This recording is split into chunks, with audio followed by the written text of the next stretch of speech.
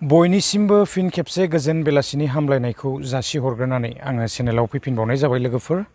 थ' जायफ्रा इन्टारेस्ट मोनो निस्सय नोंथांमोना भिडिअखौ नायलांनो हागोन। आङो मोननैसो आपडेट्स लानानै फिन खेबसे चेनेलाव फैफिनबावनाय जाबाय। थ' मिथिखानाय आपडेट्स आं एसे लेटलिबाबो लानानै फैफिनबावनाय जाबाय आरोना। बिदिब्ला दिनैनि आपडेट्सखौहाय जागायलांदिनि। थ' सेथियावहाय थागोन जोंहा दासिमबो ना जेरावनाखि लस्ट एन्जेलावहाय अर नांनाया माने दासिमबो जोबाखै। ओरैबायदि 10-11 दिन जालांबाय थेवबो ना थ' अरखौहाय दिनैसिमबो खोमोरनो हायाखै आरोना। थ' गोबां सुबुंफोरा बेनिफ्राय जायगाफोर गारनानै खारनो गोनां जाबाय आरो बेजों लोगोसे बेबायदिनो गोबांथार बेवहाय रां रुफानिफ्राय लानानै गोबां सम्पतिना बेबायदि खहा जाबाय निस्सय। थ' बिदिब्ला गुबुन मोनसे आपडेट्सआवहाय थांदिनि। जोंहा गुबुन मोनसे आपडेट्सआ जाहैबाय दा गोबांथार बेबायदि साख'रिफोर ओंखारगासिनो जब जायफोरनो नांगौ ना थ' एप्लाइ खालामनानै लानो हागोन। थाबैनो एप्लाइआबो जासिगोन नै साननैसो थांबानो। जेरावनाखि ग्रुप डि रेलवेआवहाय गोबांथार पस्ट ओंखारदों 32,000निबो सायाव दङ। थ' 10 पास जायोबानो माने एप्लाइ खालामनो हायो जाहैदों ना।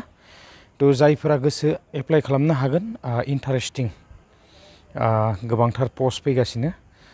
जबफोरखौथ' आरो नांगौना, जब नङाब्ला आजिखालि जेबो जाला। थ' थाबैनो एप्लाइ खालामदो। आरो बेबायदिनो गुबुन मोनसे आपडेट्सआवहाय थांदिनि। जोंहा गुबुन मोनसे आपडेट्सआ जाबाय बेनो मा बुंनो दा जोंहा नैबे PM किसाना माने बेबायदि बेक जालांबाय।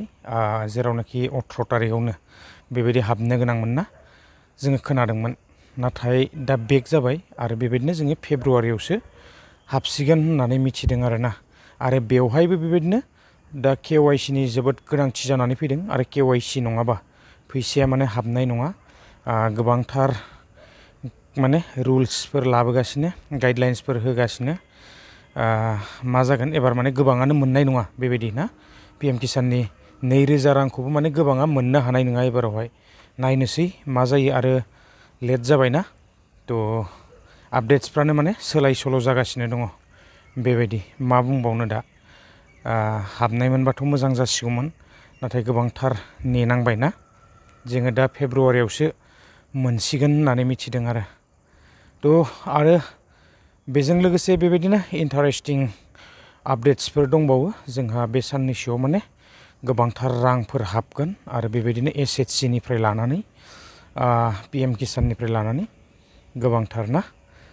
नाथाय जोबथारनायाव मोनसे आपडेट्सआ बेसो जाहैबाय जोंहा CM-EEA मा जाखो दासिमबो माने बेबायदि अनलाइनबो जाफिनाखै आरो जेबो गैलाना, सिरि जाबाय। थ' मा जागोन आरो माखासे आद्रा थानायफोरा मोनगोन ना मोनला बे फैसाखौहाय, बा एप्लाइआ जाफिनगोन ना जाफिनला जोंनो समासो खिन्थासिगोन लोगोफोर। आरो बिनि सायाव मा आपडेट्स लाबोबावनो ना। थ' बिदिब्ला आङो दिनैहाय बांद्राय गोलाव खालामनो सानाखै। बेसेखिनि आपडेट्सखौनो लानानै फैदोंमोन। जोंहा फेब्रुवारिसिम वेट खालामनांसिगोन।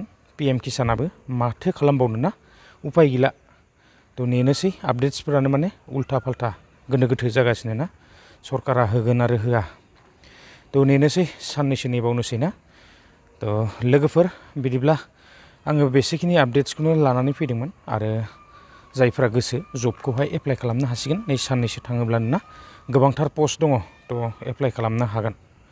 बिदिब्ला लोगोफोर नेक्स्ट भिडिअ लोगो मोनगोन। गोजोन्थों, बाय बाय।